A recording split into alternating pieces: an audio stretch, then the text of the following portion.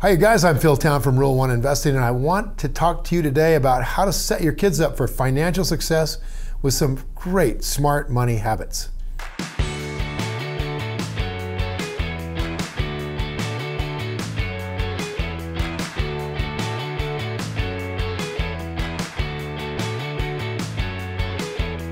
A good understanding of personal finance is one of the most valuable skills in life that any person can have, and it's a disaster they don't teach anything at school. I hate it. So it's never too early for you to involve your kids with money because nobody else is going to do it. According to the research and studies, preschoolers are able to grasp basic financial concepts, which is really saying something since most adults don't. It can be as simple as opening a savings account when they're born and give them their own money to save, spend, and give. If you think talking about money is too grown up and you want to shelter your kids from financial realities, I'm telling you, you're robbing them of some valuable financial lessons they'll need when they're adults. And I am a bad offender of this. I'm having a podcast with Danielle, my daughter, called Invested. You should go listen to it. It's had 2 million downloads of my daughter basically beating me up for not teaching her how to do this stuff. So, do what I say, not what I do. Now, here are 5 smart money habits that I really think you should teach your kids. The first one is be open about money. As the parent, you're going to have the biggest influence on their financial habits and ultimately on their financial future. And you need to lead by example by being financially responsible yourself and then letting the kids see that. Your kids are really observant, and you'll be really surprised how much they notice when you've been stressed out about money and you're working yourself, to the bone. So constantly talking to them about money. What's going on in the economy? What's going on financially in the family?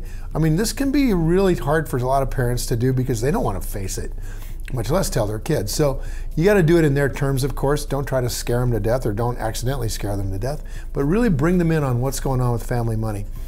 If the holidays are going to have to be tight this year, just help your kids to understand that. It will definitely ease their worries of seeing you stressed, and it will teach them lifelong lessons. So educate them on how much things cost, including hot water, which costs more than cold water, and showing them the household bills. Let them know where they can help save the family money by doing some basic, simple things like turning off the lights when they leave a room. This was something my dad beat us up with every day. Turn the lights out. But it's a good thing. Family shopping trips are probably your kids' first and most frequent encounter with spending, right? So use these as teaching moments about money, the value of researching a product. I mean, they take a lot of that for granted, right? They just assume you know what you're buying. Show them how you decided. Comparing products is awesome. Knowing when something is overpriced or underpriced, undervalued, knowing how to use coupons, balancing what your family wants versus what your family needs and has to have. When they're older, you can let them take charge of the shopping list and encourage them, how to choose with their own decisions about the best products and the best value. On the other hand, when you spend your credit card frivolously, which none of you do, I'm sure, or you don't contribute to your savings, you don't put money in a 401k or a Roth IRA, they're going to catch on to that also. And that is most likely going to mean they will be equally irresponsible with their money when they're older because the apple does not far from the tree. So again, you have to lead by example. So this is going to maybe motivate you a little bit to start taking control of some things that you've been letting slide. So next, make them earn an allowance. This is awesome. I know it's easy to surrender to kind of like buying stuff that they want so that they'll stop asking you and they'll be quiet. But be careful doing this. Waiting to buy something you want is probably the hardest lesson for any kid to learn. I might even say for any adult to learn. And I am going to point the finger at me. My wife will tell you I'm pretty bad about this. So we've all grown up with sort of money doesn't go on trees mentality, or at least many of us have. And we should pass that on to our kids to create really good work ethic and an understanding of the value of money. An obvious answer to figuring this out with them is putting them to work with household chores. But you can also pay the kids, not just for the chores they're doing, but for appropriate behavior, like if they're reading 30 minutes a day, if they're limiting their time online, if they're getting A's and achieving goals. My wife, Melissa, is paying the neighborhood kids for getting A's. So it's really, it's a motivator, and the kids start to learn the value of money and maybe about the value of saving. So whatever you do, don't just hand them an allowance. That's going to teach them to be entitled. Instead, what you got to do is help them earn their allowance by showing them how money works when they're adults. You don't even have to give them an allowance every week. You could give it bi-weekly or monthly, and what that's going to do is teach them the importance of discipline, spreading out the spending process, self-control, patience, and that they need to make their money last for a while. It's a pretty big deal for a kid to learn that. And while you can teach them to spend their allowance wisely, you can also let them make mistakes and waste their money on a toy, game, or clothes that they're only going to use once or twice. When they feel like they've wasted their money and you've talked to them about the value of buying things that will be worth it, they'll remember this for the future, and they'll recognize that they need to be smart about how they spend and save and invest their allowance. And also, it'll help you control their behavior, which is always a good idea. Melissa had the kids playing Pokemon cards that they bought with their allowance, and when they wouldn't put them away, she burned them. I don't want to hear about your letters. Don't even send them. It worked out well. Now, that brings us to the next money habit. Show them how to share, save, spend, and invest early.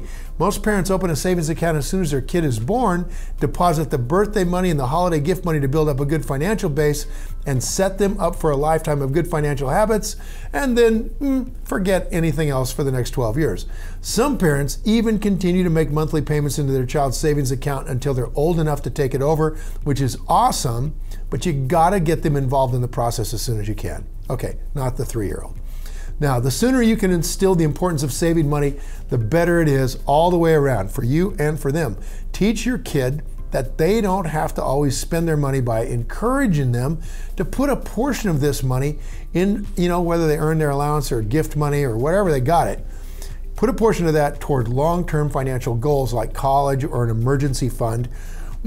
Or if you're my kid, get them buying stocks. At the end of the month, let them see their monthly bank account statement to show how their hard work and self-control is paying off and help motivate them to save more. Now, the problem with that, of course, is if they're not investing it or it's going in the bank and it's making 0.1%, it's going to be pretty motivating to go buy the bike, which is why I'd love to see you open up an investment account for them that will grow the money fast enough for it to make a difference. So instead of that low interest bank account, kids can learn a lot more about the power of money, how financial markets work, and understand the idea of picking individual companies that they like rather than using funds when they get older. You can even teach them the basic strategies rule number 1 uses to find wonderful businesses they believe in, stuff they love, and that will make them the most money long term. And this is a fantastic learning exercise. You might even learn it too. So then when they're old enough, encourage them to get a 3-letter word here, J-O-B.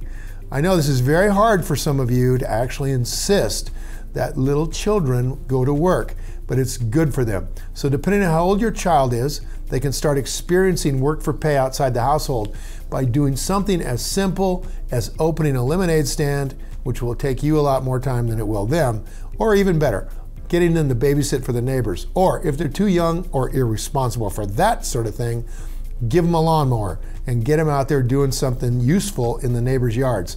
There are a lot of things kids can do where, OSHA isn't going to come and arrest you.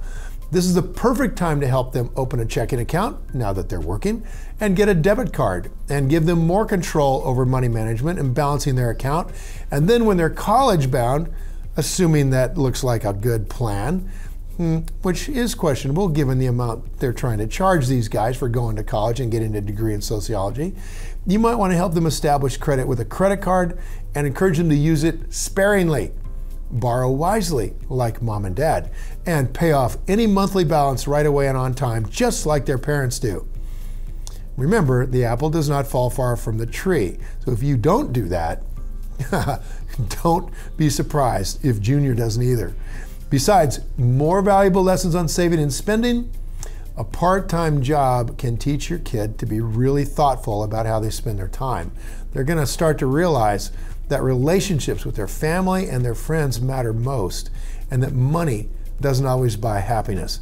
And they're also going to find out that working for an itty bitty pile of money an hour is going to motivate them for that college degree, and maybe not in sociology, not to offend our sociologists. And that brings us to our last tip. Encourage them to give to something else outside themselves, to a cause.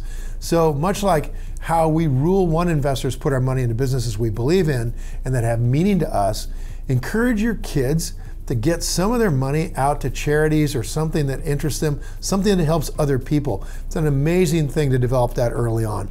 So if they love music, help them find a charity that provides music programs. There's some phenomenal stuff out there that would really appreciate just a little bit of money coming in. If they love animals, help them find an animal rescue shelter and bring home lots of dogs and cats for mom and dad to take care of. I'm just kidding. While volunteering and community service for these causes also teaches them great lessons on giving, donating and raising money for something greater than themselves is going to help make them humble and grateful and realize that money can do good for others too.